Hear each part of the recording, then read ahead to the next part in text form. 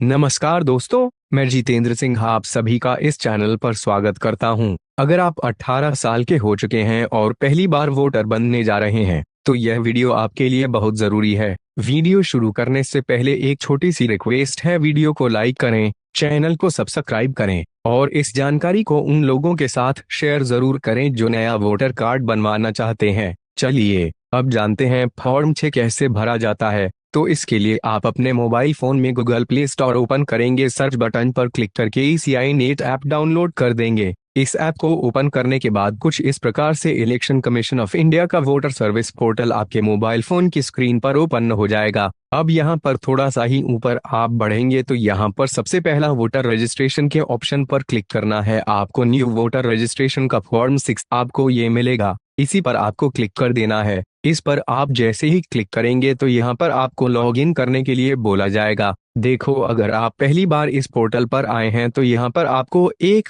Account भी बनाना होता है, तो उसके लिए आप साइन अप वाले बटन पर क्लिक कर देंगे। यहाँ पर आप अपना मोबाइल नंबर फिल करके कंटिन्यू करेंगे, आगे अपना नाम भरेंगे, ओटीपी एंटर करेंगे। बस आपका रजिस्ट्रेशन यहाँ पर कंप्लीट हो जाता है। रजिस्ट्रेशन कंप्लीट होने के बाद अब एक बार फिर से यहाँ पर आपको लॉग इन करना होगा। मोबाइल नंबर एंटर करने के बाद ओटीपी वाले ऑप्शन पर आप क्लिक कर देंगे। अब जो ओटीपी आपको प्राप्त हुआ है उस ओटीपी को आप यहाँ पर एंटर करेंगे और लॉगिन नवंबर वाले बटन पर आप क्लिक कर देंगे और फिर आप कुछ इस प्रकार से इस पोर्टल पर लॉगिन हो जाएंगे। सबसे पहला ऑप्शन वोटर रजिस्ट्रेशन पर क्लिक करना है। अब यहाँ पर आप देखेंगे फॉर्म 6 का ऑप्शन मिल जाएगा, इस पर एक बार फिर से आप क्लिक कर दीजिए। इस पर आप जैसे ही क्लिक करेंगे तो फॉर्म 6 यहाँ आपके मोबाइल फोन की स्क्रीन पर ओपन हो जाएगा, जहां पर आपको सबसे पहले अपना स्टेट सिलेक्ट करना है। स्टेट सिलेक्ट करने के बाद आपका डिस्ट्रिक्ट चूज करेंगे और यहाँ पर आपका विधानसभा क्षेत्र चूज करने के बाद अब यहाँ पर आपको न्यू इलेक्टर पर क्लिक करके अब यहाँ पर आपको आपकी जन्म तारीख इंटर करनी होती है।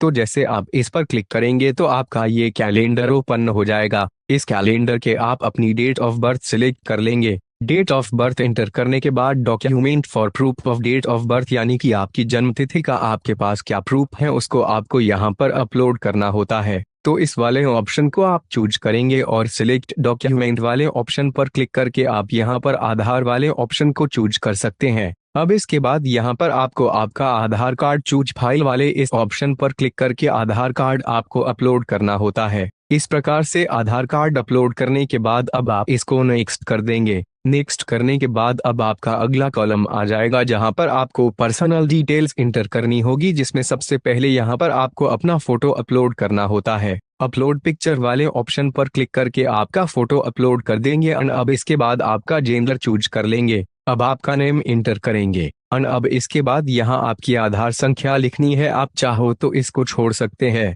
अब यहाँ पर आपका मोबाइल नंबर इंटर करके वेरीफाई पर क्लिक करेंगे और ओटीपी इंटर करके अपना नंबर वेरीफाई कर देंगे। अब अगर आपके पास ईमेल आईडी है तो आप ईमेल आईडी भी इंटर कर सकते हैं, अदरवाइज आप इसको नेक्स्ट करेंगे। रिलेटिव्स में यहाँ पर आप फादर वाले ऑप्शन को चूज कर लेंगे। अब देखो, अगर आप एक पुरुष है तो आप फादर वाले ऑप्शन को चूज करेंगे। अगर आप एक महिला है और आपकी शादी हो चुकी है तो आप यहाँ पर हस्बैंड वाला ऑप्शन चूज कर सकते हैं। बाय द वे, हमने अपने अनुसार फादर वाले ऑप्शन को चूज कर लिया है। अब यहाँ पर हम अपने फादर के नेम को इंटर कर इसको हम नेक्स्ट कर देंगे। नेक्स्ट करने के बाद अब देखो, यहाँ पे आपका हाउस नंबर इंटर करेंगे। उसके बाद यहाँ पर आपका एरिया, मोहल्ला जो कुछ होगा वो इंटर कर देंगे या फिर आपका जो लैंडमार्क रहेगा उसको भी आप इंटर कर सकते हैं। यहाँ पर आपके गांव या शहर का नाम इंटर करने के बाद आपके पोस्ट ऑफिस का नाम लिखना है और पिन कोड लिखने के बाद आपकी तहसील का नाम लिखना है। यहाँ पर प्रूफ ऑफ एड्रेस यानी कि आपके पते का आपके पास क्या प्रूफ है उसको आपको यहाँ पर अपलोड करना होता है।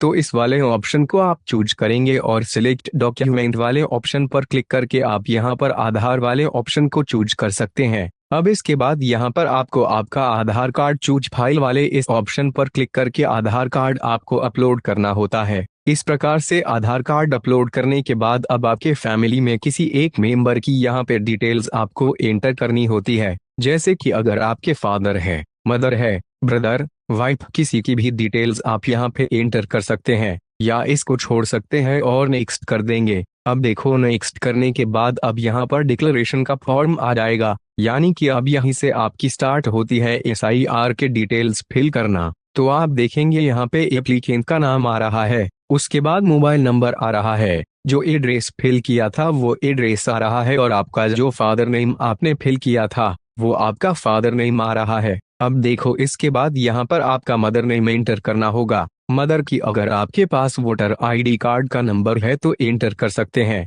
अदरवाइज ये ऑप्शन ली है, इसको आप खाली छोड़ दीजिए। इसके बाद अगर आपकी शादी हो गई है, आपकी वाइफ का नाम यहाँ पे एंटर कर सकते हैं, या फिर आपके हस्बैंड का नाम एंटर कर पाएंगे। और उसके बाद यहाँ पर आपकी वाइफ या हस्बैंड का वोटर ID कार्ड है आपके पास, तो आप एंटर कर दीजिए वोटर ID कार्ड का नंबर, अदरवाइज ये भी ऑप्शन ली है, आप इसको खाली छोड़ सकते हैं। अब देखो यहाँ पर आपको दो ऑप्शन मिले हैं इसके जस्ट नीचे। पहला है may parents name, father, mother, grandfather, grandmother exist in the electoral roll of last SIR। Last SIR में अगर आपके माता पिता या फिर आपके दादा दादी का नाम है और आपके पास वो लिस्ट मौजूद है आगे डिटेल्स को फिल करने के लिए, तो आप इस वाले ऑप्शन को चूज कर लेंगे, अदरवाइज आप यहाँ पे सेकेंड वाले ऑप्शन को भी चूज कर सकते हैं। तो यहाँ पर आपको नीचे जो डिटेल्स के ऑप्शन ओपन हुए हैं वो आपको फिल नहीं करने होते हैं। अब जैसे कि हमने फर्स्ट वाले ऑप्शन को चूज किया है,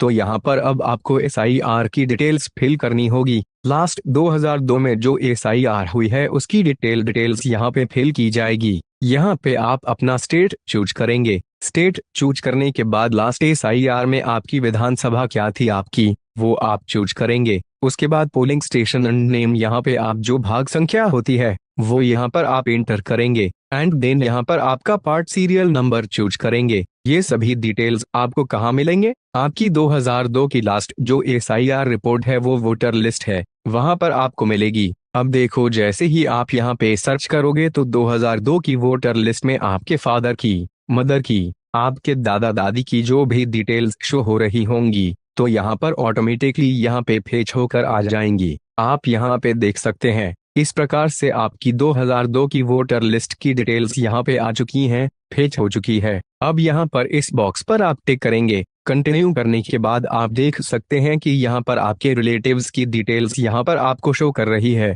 यानी कि जो भी डिटेल्स यहाँ पर आपने 2002 की वोटर लिस्ट के अकॉर्डिंग एंटर की है वो यहाँ पर आपको शो कर रही है। फिल हो चुकी है डिटेल्स आपकी। अब आप इसको नेक्स्ट कर दीजिए। नेक्स्ट करने के बाद अब यहाँ पे डिक्लेरेशन फॉर्म में आपको आपके गांव का नाम यहाँ पे एंटर करना होता है। गांव का नाम एंटर करने के बाद आपको ये बताना होता है कि आपने जो एड्रेस एंटर किया था ऊपर अभी, उस एड्रेस पर आप कब से रह रहे हैं, वो यहाँ पर आप मंथ एंड ईयर को आप इस प्रकार से चूज कर लेंगे। उसके बाद यहाँ पर आप लास्ट में आकर आपका प्लेस सेंटर करेंगे एंड देन नेक्स्ट कर देंगे। अब इसके बाद आपके मोबाइल फोन की स्क्रीन पर फॉर्म 6 का ये प्रीव्यू ओपन हो जाएगा। अब आप इसको एक बार चेक कर सकते हो कि जितनी भी डिटेल्स यहाँ पे आपने फिल की है वो सब आपकी करेक्टली और सही फिल हुई है कि नहीं हुई है। अब इसके बाद सबसे लास्ट में आप आ जाएंगे, सभी डिटेल्स को प्रॉपर तरीके से आप चेक कर लेंगे। अब अगर आपको लगता है कि आपने जो डिटेल्स एंटर की है उनमें कोई मिस्टेक हो गई है, तो यहाँ पे कीप एडिटिंग का ये ऑप्शन मिलेगा, इस पर आप क्लिक करके अपनी गलती को सुधार सकते हैं। अगर ये सब कुछ सही है तो अब यहाँ पर आपको ई साइन करना होगा। अब इसके लिए यहाँ पर आपको ई साइन एंड सबमिट का ये बटन मिलेगा, इस पर आप क्लिक कर दीजिए। अब इसको आप यस कर दीजिए। यस करने के बाद ये थोड़ा सा प्रोसेस करेगा, कुछ ही सेकेंड्स यहाँ पे ये प्रोसेस चलता है, इसको आप हो जाने दीजिए। कभी कभी यहाँ पे समय भी लग सकता है, बट आपको थोड़ा सा वेट करना होगा। अब आप देखेंगे यहाँ पे आप ही साइन करने के लिए अगले पेज पर आ चुके हैं। अब यहाँ पर आपको अपना आधार कार्ड का नंबर एंटर कर देना है। गेट OTP वाले ऑप्शन पर आप क्लिक करेंगे। OTP आपके आधार कार्ड के रजिस्टर मोबाइल नंबर पर आ जाएगा, उसको आप यहाँ पे एंटर करेंगे and then terms and condition के I hereby state that जो लिखा हुआ है इस बॉक्स पर आप टिक करेंगे कुछ इस प्रकार से। उसके बाद आप फाइनली इसको आप सबमिट कर देंगे। सबमिट करेंगे, यहाँ पे प्रोसेसिंग स्टार्ट हो जाएगी, कुछ ही सेकेंड्स में प्रोसेसिंग चलेगी। आप यहाँ पे देख सकते हैं कि आपका यहाँ पे फॉर्म कंप्लीट हो चुका है। बिल्कुल इतने ही आसान तरीके से इतने ही कम वक्त में आप अपने नए वोटर वोट को बनवाने के लिए अपना SIR फॉर्म 6 नए तरीके से भरने के लिए बिल्कुल ऐसे ही आप भर पाएंगे। आपका ये एप्लीकेशन सक्सेसफुली सबमिट होने के बाद आप देखेंगे यहाँ पर आपको एक रेफरेंस नंबर भी दिया जाएगा, इसका आप यहाँ से स्क्रीनशॉट लेकर भी रख सकते हो। ये रेफरेंस नंबर आपके लिए काफी काम आने वाला है। कभी भी आप इसी रेफरेंस नंबर के थ्रू अपना स्टेटस भी चेक कर सकते हो कि भाई आपने जो फॉर्म 6 भरा है उसका क्या स्टेटस है। अब आपको कुछ नहीं करना है। आपका नया वोट बनवाने के लिए आपका वोटर आईडी कार्ड आपके घर के पत्ते पर मंगाने के लिए आपका फॉर्म 6 भरा जा चुका है। एसआईआर का फॉर्म भी अब आपको बिल्कुल भी नहीं भरना है। कोई टेंशन नहीं है क्योंकि इस फॉर्म में आपकी सभी डिटेल्स भर दी गई है। एसआईआर की डिटेल्स भी भर दी गई है और आपके एक नए वोट को बनवाने के लिए भी डिटेल्स यहाँ पे सबमिट हो चुकी है। अब आपका ये फॉर्म डायरेक्टली चला जाएगा आपके बीएलओ के पास। बीएलओ इसके बारे में इंक्वायरी करेगा और जैसे ही वो रिपोर्ट लगा देंगे आगे आपके फॉर्म को पास कर देंगे। तब आपका नया पहचान संख्या भी जनरेट हो जाएगा, वोटर आईडी कार्ड भी जनरेट हो जाएगा और आपका एसआईआर भी कंप्लीट हो जाएगा। और जो नई 2025 की लिस्ट जनरेट होगी यानी कि 2026 में जो नई लिस्ट बनेगी उस लिस्ट में भी आपका नाम शामिल हो जाएगा। तो बिल्कुल इतने ही आसान तरीके से ऐसे ही आप फॉर्म 6